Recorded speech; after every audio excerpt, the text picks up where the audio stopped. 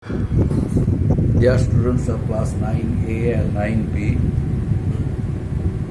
under the following points, today I am going to teach you the following lesson. Lesson number 5, the Sangam age in South India. Here there are points mentioned in the board: literary sources, poems, grammar, epics. Now I am going to explain literary sources. Already in my previous class I discussed about the literary sources. Today I shall give you some ideas of it in resemblance with the other points I am going to teach or explain. The first one, literary sources. You know, during Sangam age in South India, there came a remarkable development under the rules of the Pandas, and the Pandas encouraged the poets, the scholars, the writers, and it gave a birth of different poems, different different literature, the literature of the Sangam age, and the Tirukural. They comprise. They gave a birth of a bunch of poems named Tirukural.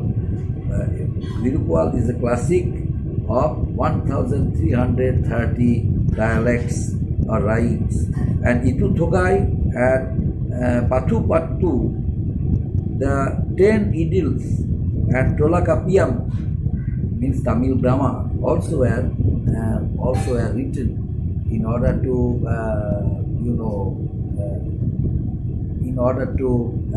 make the correct form of use of the literature, the Tamil literature. That's why they introduced the grammar.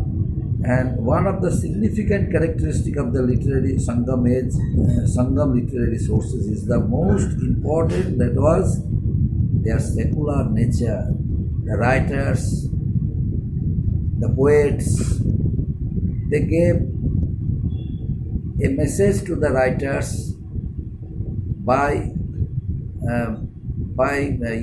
making a impartial attitude and secular attitude, because they were respectful to all religions of India. That's why they put a secularistic attitude. They were secular. This was the most significant characteristic of the Sangam literature. Besides, Tirukural has been translated in more than 30 languages throughout the whole world, and it includes a Latin translation by Constantine Bassi during the back of 1730 CE. Tirukural was originally given the name Muppal, meaning the three parts. That means this Tirubhaluvar, the great poet of the Sangam age, encouraged the others, means the readers, to read their poems written by him. And he was also encouraged and patronized by whom? By the Panda kings. As a result of it, till today, the name of Tirubhaluvar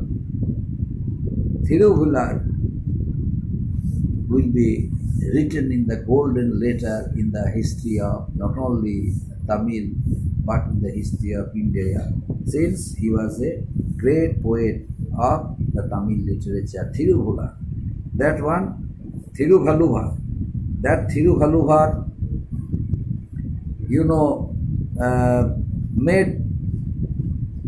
made so many poems based on romance, love, sympathy, and virtues.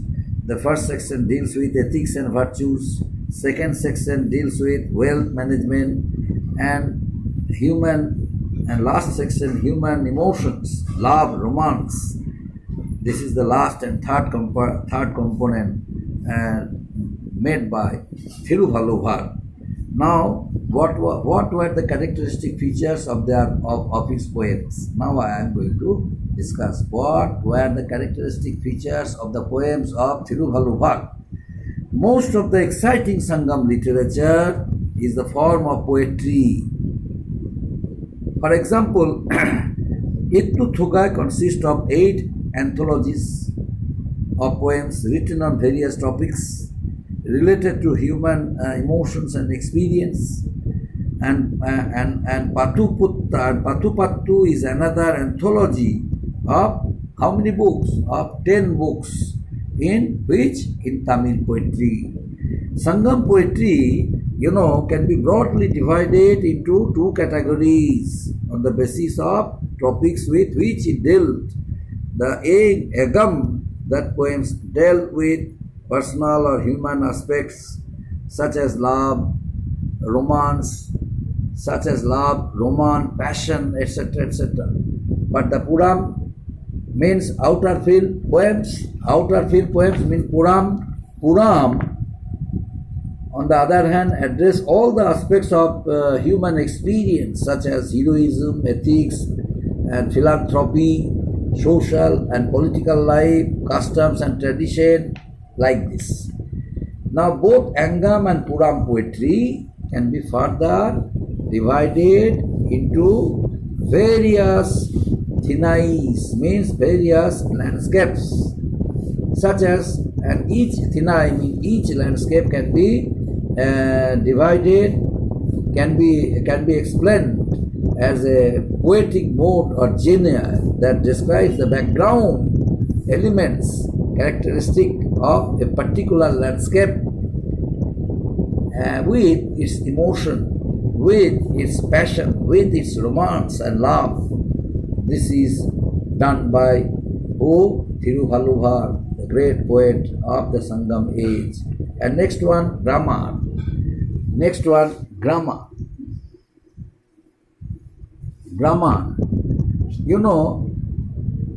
Tolkappiyam means Tolkappiyam is one of the earliest works. Tolkappiyam is one of the earliest works on the grammar of the Tamil literature or Tamil language. Tolkappiyam.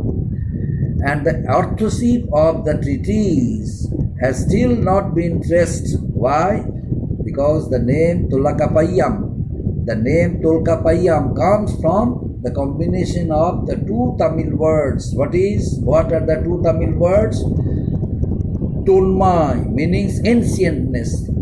Tonmai, meaning ancientness, and Kappiyam means literature. So, ancientness literature, a literature which came from ancient age. That's why Tonmai and Kappiyam, under these 2 combination of words, the name came. What was it? Tolkappiyam. The Tolkappiyam, that name came from the combination of the 2 Tamil words.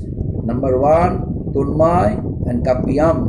So by this way, the total ideas of the concept of grammar was formed, and this grammar was introduced in the Tamil language in order to enlighten the language, in order to acceptable to the people, in order to show a profound knowledge of the people, and that's why they introduced the concept of grammar.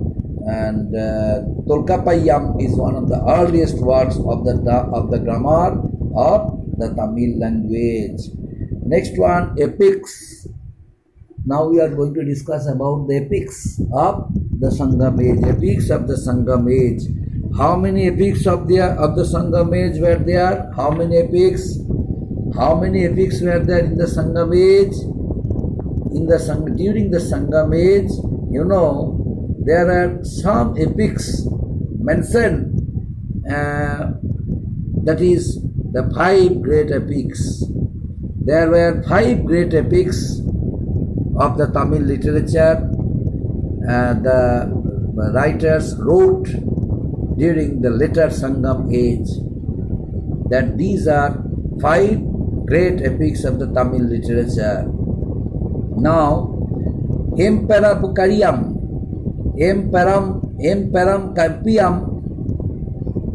the Sangam age, the 5. What was the name of the 5, great epics of Tamil literature? Emperam Kappiyam means Emperum Kappiyam. M. Perum Kapiyam is the combined name of 5 great epics of the Tamil literature. M. Peru Kapiyam.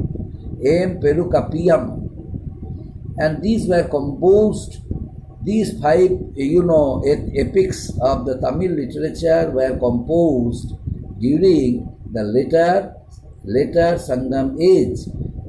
Now I am telling about the names one by one. The names, they were Silapakidharakaram, Silapakitaram, Silapak Dikaram, and Manike Malaya, and Sivaka Chintamani, and Balapati, and Kundalakesari, and Kundalakesi. These are the names of the Tamil literature, and the Emperupakayam were written over, the Emperukapayam were written over a period spanning the 1st century CE to the 10th century CE. That means during 1st century to 10th century, the 5 great epics of the Tamil literature were composed. So it took time, but the process was done by the efforts of the Tamil poets of different decades and different centuries. And next one, it provided valuable information. What was the special characteristic features of the Tamil epics? It provides valuable information on the social, political, cultural, and academic life of people during the Sangam age. And Silakpa Katikaram, that was Silakpa Dikaram is the most prominent of these. Silakpa Dikaram was the most prominent of the epics. Silakpa Dikaram is the most prominent of the epics, and it deals with Kovalan's love. It deals with Kovalan's love for a court son called Madhavi. There was a love for each other. That means Kovalan was the hero and Madhavi is the heroine. So great love for each other. Kovalan and Madhavi is narrated very nicely. And Manimekalai is a story of the daughter of Kovalan and Madhavi. Manimekalam is a story of the daughter of 2 great characters, Kovalan and Madhavi. Both of the 2 persons, romance, love, passion. This is discussed in the epic, in one epic, and in another epic, the romance, the life from the beginning to the last also is narrated in another epic about the daughter of Kovalan and Madhavi named Manimekalai. It is also written in the same language, Tamil, in another epic. And these are the epics written in Tamil language and one of the most important source of information about the Sangam age. And the writers, the poets, they contributed a lot in order to make the 5 these great epics of the Tamil Sangam literature. And it took time because from the 1st century CE to the 10th century CE, these were the epics were made and also provide valuable information of the social, political, economic, and cultural and academic life of people. These are the. And apart from this, another point that should be also mentioned, that is the contributions of the kings, the contributions of the Pandas who encouraged them to compose such poems and to make such epics, to write such idea, to find out some ideas based on love, sympathy, passion, and romance, and ultimately the poems, the epics proved it to be correct by because of the king's contributions. They kept it in their mind and wrote it, and ultimately it was acceptable. These all were accepted to the writers, to the readers of the Tamil age, and they wholeheartedly read it and came to know about the social, political, romantic, cultural, and academic life of the people during the Sangam age, and the pandas who embraced, who encouraged them, who patronized them, the writers, the poets and scholars, and ultimately it helped them to create such epics, to make such epics, to make such poems, and ultimately it embraced the code of the Pandas, and also highlighted the Sangam age, and also took a position in the history of India, not only in the history of Sangam age of South India, but also in the history of India. Up to this, my dear students, next day we shall discuss from archaeological sources point of view and its excavation. Then we shall also include certain points from the beginning to the last, and then I shall give you some homeworks, because this lesson is very short lesson, not short. Some points also are there, not short. This lesson is not so short as I was thinking. Now some points also are left to be discussed.